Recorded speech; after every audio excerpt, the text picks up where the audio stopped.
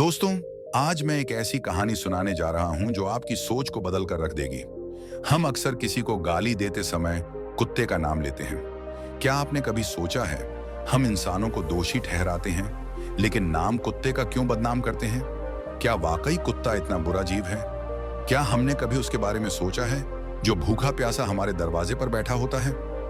उसे एक टुकड़ा रोटी देने में हमें तकलीफ होती है, लेकिन उसका नाम गाली देने में नहीं। मैं आपसे निवेदन करता हूं, केवल 5 मिनट निकालकर इस कहानी को सुने। शायद आपकी सोच में एक सकारात्मक बदलाव आ जाए और आप उन 8 फायदों के बारे में भी जान जाएंगे जो कुत्ते को रोटी खिलाने से मिलते हैं। नमस्कार दोस्तों, इम्पैक्ट यूट्यूब चैनल में आपका बहुत बहुत स्वागत है। एक गांव में मोहन नाम का एक लड़का रहता था। वह बहुत परेशान था और बस यही सोचता रहता था कि मैंने पिछले जन्म में ऐसा कौन सा पाप किया था जो मुझे अभी भुगतना पड़ रहा है। एक दिन उसे गांव में पता चला कि गांव से थोड़ी दूर एक महात्मा रहते हैं जो सबकी समस्या सुनते हैं। अगले दिन मोहन उस महात्मा से मिलने के लिए निकल गया। वहां पहुंचकर मोहन ने देखा कि महात्मा अपने आश्रम में कुछ लोगों को उपदेश दे रहे थे। तभी मोहन ने महात्मा को प्रणाम किया और कहा, गुरुदेव, मेरे मन में एक प्रश्न उठ रहा है। महात्मा ने मोहन की ओर देखा और कहा, पूछो बेटा, क्या सवाल है तुम्हारे मन में? महात्मा ने कहा, भंते, निसंकोच होकर पूछो, आपके मन में कौन सा प्रश्न उठ रहा है? तब सुरेश ने कहा, गुरुदेव, मैं ये जानना चाहता हूं कि कुत्ते को एक टुकड़ा रोटी खिलाने से मनुष्य को कौन सा फल मिलता है। महात्मा ने बताया, अगर मनुष्य कुत्ते को रोटी खिलाने के 8 फायदे जान जाए तो कभी दुखी नहीं होगा। भंते, कुत्ते को एक टुकड़ा रोटी खिलाने से मनुष्य को 8 फायदे होते हैं। जो भी मनुष्य इन फायदों के बारे में जान जाता है, उसका जीवन धन्य हो जाता है और उसे जीवन में कभी दुखों का सामना नहीं करना पड़ता। जो भी मनुष्य पृथ्वी लोक पर कुत्ते को एक टुकड़ा रोटी खिलाता है, उसे 8 फायदे होते हैं और वह जीवन भर सुखी रहता है और उसे मृत्यु के बाद मोक्ष की प्राप्ति होती है। महात्मा ने कहा, भंते, तुम्हें एक कहानी सुनाता हूं, ध्यान से सुनना, फिर तुम्हें सब पता चल जाएगा। एक समय की बात है, एक काले रंग का कुत्ता था। वह बहुत ही लाचार और भूखा प्यासा था। वह गांव में सभी के घर घर जाता था, परंतु उसे कोई भी व्यक्ति रोटी का एक टुकड़ा भी नहीं देता था। वह भूख के मारे इधर उधर घूमता रहता। एक दिन वह गांव के बाहर नदी के किनारे एक आर्षि के आश्रम पर पहुंच गया और आर्षि से कहने लगा, हे मुनिवर, मुझे लगता है आप बहुत ही विद्वान और ज्ञानी हैं, इसीलिए मैं भूखा प्यासा आपके पास आया हूं। कृपा करके आप मुझे एक टुकड़ा रोटी का दे दीजिए, जिसे मैं खाकर अपनी भूख को शांत कर लूं। तभी वह राशि कहते हैं, हे स्वान, क्या तुम्हें गांव में एक टुकड़ा रोटी का किसी ने नहीं दिया जिसे तुम खाकर अपनी भूख मिटा सको? वह कुत्ता राशि से कहता है, हे मुनिवर, मैं आपको क्या बताऊं, आप मेरी बातों पर विश्वास नहीं करोगे। तभी वह राशि कहते हैं, स्वान, तो बताओ, तुम्हारी बातों पर मैं विश्वास अवश्य करूंगा, मुझे तुम बहुत ही लाचार दिखाई पड़ते हो। तभी वह कुत्ता कहता है, ठीक है मुनिवर, मैं आपको अपनी बीती बताता हूं। कुत्ता आर्षि से कहता है, हे मुनिवर, दुनिया के लोग हम पर रहम करो। हमारा कोई घर नहीं होता है, कोई आसरा नहीं होता है, कमाकर खाना हमें नहीं आता है, हमें वस्त्र भी पहनने का ज्ञान नहीं है, इसलिए सर्दी, गर्मी और बरसात में हम ऐसे ही घूमते रहते हैं। हमें पढ़ना लिखना भी नहीं आता। मुनिवर, आपकी तरह हमें अनुशासन नहीं आता, आपकी तरह बोलना नहीं आता। यह हमारा दुर्भाग्य ही समझिए, परंतु हमें आपकी तरह भूख भी लगती है, चोट लगने पर हमें आपकी तरह पीड़ा भी होती है, हमें आपकी तरह रोना भी आता है। बस इन्हीं 3 कामों में हम आपकी बराबरी करते हैं, इसलिए हम पर दया दिखाइए, हमें और कष्ट मत दीजिए। ईश्वर ने तो हमें वैसे भी कष्ट देकर ही भेजा है, ऊपर से आप लोग हमें परेशान करते हैं। हम आपकी तरह मनुष्य नहीं हैं, हम पराधीन जीव हैं। जब हमारा जन्म हुआ, उस समय हमारे आंख कान बंद थे। कह नहीं सकते कि उस समय आपके जन्म पर जैसे नाच गाना होता है, बाजे बजते हैं, खुशी मनाई जाती है। हमारे जन्म पर भी यह सब हुआ होगा। हमारे जन्म पर किसने खुशी मनाई होगी? हम जिस बिछौना पर थे वह रुई का नरम तो था, सर्दी बिल्कुल नहीं लगती थी। मैं मन में सोच रहा था कि किसी बड़े घर में पैदा हुआ हूं, लेकिन जब हमारी आंख खुली तो मैंने देखा कि हमारी माँ, जिसे आप लोग कुतिया बोलते हो, वह अपने 5 बच्चों को छाती से चिपकाकर एक राह के ढेर में पड़ी थी। हम 5 भाई थे, बाकी 4 भाई तो लाल और भूरे रंग के थे। मैं अकेला ही काले रंग का था और सबसे छोटा भी, इसलिए कमजोर था। मेरी माँ हम लोगों के पास कम ही आती थी, क्योंकि उसे भी अपने भोजन की व्यवस्था करनी पड़ती थी। यदि वह ना खाती तो हमें दूध कहाँ से पिलाती। उस एक माँ पर हम 5 भाई निर्भर थे। वह बेचारी अपने भोजन के लिए इधर उधर दौड़ती रहती थी। कभी भोजन मिल भी जाता था, कभी नहीं भी मिलता था, लेकिन वह हमेशा हम पांचों का बड़ा ख्याल रखती थी। आखिर वह हमारी माँ थी। वह रात भर जाग कर गांव की रखवाली करती थी। किसी की मजाल नहीं थी कि कोई अनजान आदमी बुरी नीयत से गांव की तरफ भी झांक जाए। दूसरे गांव के कुत्ते भी हमारी माँ के डर से गांव में नहीं आते थे। गांव के किसी किसान के खेत में कोई जानवर खड़ी फसल खाने आते तो हमारी माँ उसे दौड़कर भगा देती। गांव वालों के लिए इतना सब करने के बाद भी कोई मनुष्य हमारी माँ को भोजन तक नहीं देता था। भोजन के लिए हमारी माँ को मजबूर होकर छीना झपटी करनी पड़ती थी। कई बार तो लोग उसे लाठी डंडों से पीट पीट कर भगा देते थे। बेचारी उस दिन भूखी प्यासी रहकर पेट की आग से जलती रहती थी। आखिर भूख तो हमें आपकी ही तरह लगती है, ऊपर से उसे अपने 5 बच्चों की चिंता भी लगी रहती थी। आखिर माँ जो थी, भूख उसे चैन से बैठने नहीं देती थी और गांव वालों का भी उसे देखकर हृदय नहीं पसीजता था।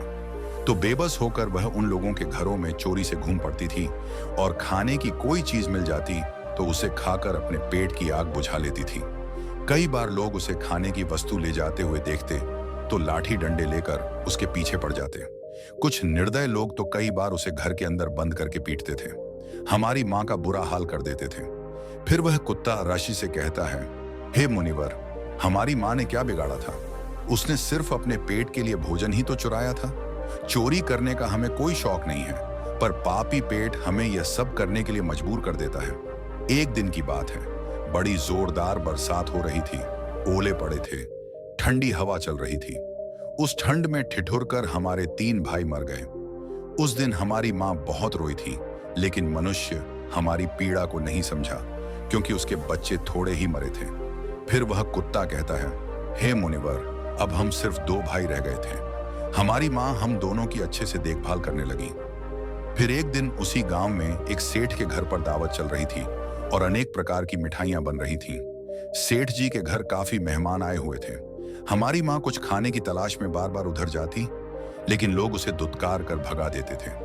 किसी को उस पर इतना भी तरस नहीं आया कि एक रोटी उस बेचारी को खाने को फेंक दे। एक रोटी से उनका क्या बिगड़ जाता। मेरी माँ बार बार जाती और वहीं खड़ी खड़ी देखती रहती थी।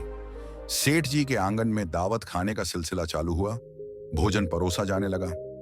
मेरी माँ भी वहीं जाकर पूंछ हिलाने लगी। खाना परोसने वाला आदमी जब किसी काम से भीतर गया तो मेरी माँ दबे पांव रोटी लेने को चल पड़ी। फिर दूसरे आदमी ने मेरी माँ को जाते हुए देख लिया तो चारों ओर से लोग चिल्ला चिल्ला कर उसकी तरफ भागे। मेरी माँ उनकी चीख सुनकर घबरा गई। 2-3 आदमी लाठी लेकर उसके पीछे बेरहमी से दौड़े। मेरी माँ वहां से घबरा कर भागने लगी, परंतु उसे वहां से निकलने का कोई रास्ता नहीं मिला, क्योंकि सामने से लोग लाठी डंडे लेकर आ रहे थे। तभी मेरी माँ वहां पर जो लोग भोजन कर रहे थे उनको लांग कर निकल गई। आगे वह कुत्ता कहता है, हे मुनिवर, मेरी माँ अपने निकलने पर इतनी हैरान नहीं थी जितनी कि उन लोगों को देखकर हुई थी जो वहां पर दावत खा रहे थे। वह सब उठकर खड़े हो गए। उन्होंने भोजन करना छोड़ दिया और कहने लगे कि कुतिया के लांग जाने के कारण भोजन भ्रष्ट हो गया है। सब एक दूसरे से विचार विमर्श कर रहे थे कि अब क्या किया जाए, खाना तो सब खराब हो गया है। फिर सेठ जी फूट फूट कर रोने लगे। कुछ लोग तो यह भी कह रहे थे कि भाई, कुतिया के लांग जाने से भोजन खराब कैसे हो गया? उसने खाने में या पतलों में मुंह थोड़ी डाला है, सिर्फ ऊपर से लांग कर ही तो गई है। और कहने लगे, शहरों में तो लोग कुत्ते को पालकर घर के अंदर सुलाते भी हैं और खिलाते भी हैं, तो इसमें कोई बुरी बात नहीं है। अगर कुतिया लांग कर गई है तो भोजन खराब नहीं हुआ है। लेकिन उनमें से कुछ लोग बड़े घरों से ताल्लुक रखते थे। उन्होंने एक नहीं चलने दी। कह रहे थे कि भोजन तो भ्रष्ट हो गया है, यह हमारे खाने के लायक नहीं है। आखिरकार उन्हीं की बात मानी गई। अब तो वह सारा भोजन गरीबों में बांट दिया गया। उस दिन तो मेरी माँ को खूब पेट भर के खाना मिला था। ऐसा सुख उसने जीवन में कभी नहीं पाया था, लेकिन वह सुख उसके लिए बड़ी मुसीबत बन गया। वह भोजन करके वहां आराम से लेटी ही थी। उतने में वह सेठ डंडा लेकर वहां आ पहुंचा और उसे बुरी तरह से पीटने लगा। वहां से भागने का कोई अवसर नहीं मिला। डंडों की चोट से वह बुरी तरह चिल्लाने लगी। मां का विलाप पत्थर को भी पिघला देता, पर उस निर्दय को रहम नहीं आया। वह कठोरता पूर्वक पीटता रहा और मां का सौर पूरे गांव में सुनाई दे रहा था। तब कुछ लोग आए और बोले, सेठ जी, जाने दो, भूख में आदमी की बुद्धि भी भ्रष्ट हो जाती है।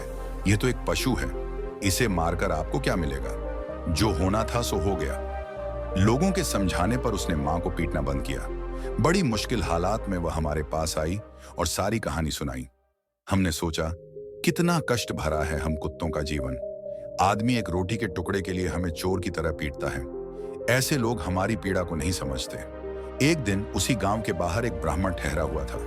उसने भोजन के लिए चूल्हा बनाया और दाल पकाने रख दी, आटा गूंथ कर रखा और पानी लेने चला गया। मेरी माँ वहां घूमती हुई पहुंच गई। उसने आटे को देखा और सोचा कि शायद इसका कोई मालिक नहीं है। यही सोचकर वह आटा खाने लगी। ब्राह्मण ने देखा और दुखी होकर रोने लगा, क्योंकि वह भी 2 दिनों का भूखा था।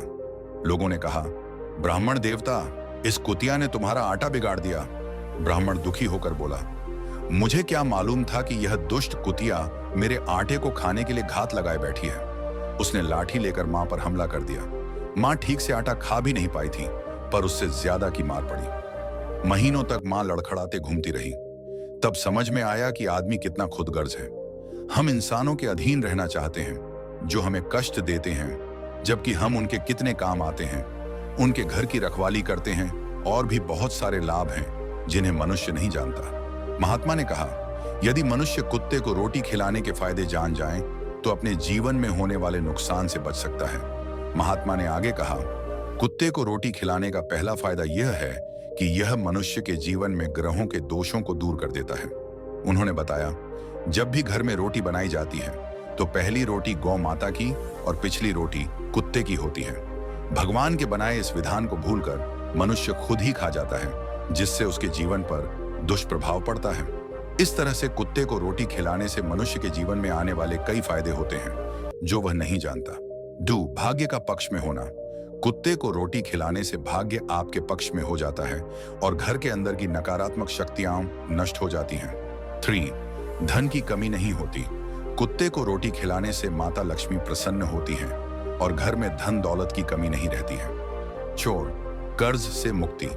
कुत्ते को रोटी खिलाने से व्यक्ति पर कर्ज नहीं चढ़ता और पहले से मौजूद कर्ज से भी मुक्ति मिलती है। 5. व्यापार में वृद्धि। कुत्ते को सुबह और शाम भोजन देने से व्यापार बहुत अच्छे से चलता है। 6. आयु में वृद्धि। कुत्ते को रोटी देने से आयु में वृद्धि होती है और अटका हुआ धन वापस मिल जाता है। 7. स्वास्थ्य अच्छा रहता है। कुत्ते को रोटी देने से स्वास्थ्य अच्छा बना रहता है और मानसिक रूप से व्यक्ति मजबूत रहता है। 8. भगवान की कृपा। कुत्ते को रोटी खिलाने से भगवान प्रसन्न रहते हैं और उनकी कृपा सदैव उस परिवार पर बनी रहती है। महात्मा की यह बातें सुनकर मोहन ने निश्चय किया कि वह नियमित रूप से कुत्ते को रोटी खिलाएगा। उसने महसूस किया कि इन छोटे छोटे कार्यों से जीवन में बड़े बदलाव आ सकते हैं। दोस्तों, अगर आपको यह कहानी अच्छी लगी हो तो हमें कमेंट सेक्शन में जरूर बताना और इस चैनल को सब्सक्राइब जरूर कर लेना। फिर मिलते हैं एक और नई कहानी के साथ। तब तक के लिए अपना ख्याल रखें। धन्यवाद।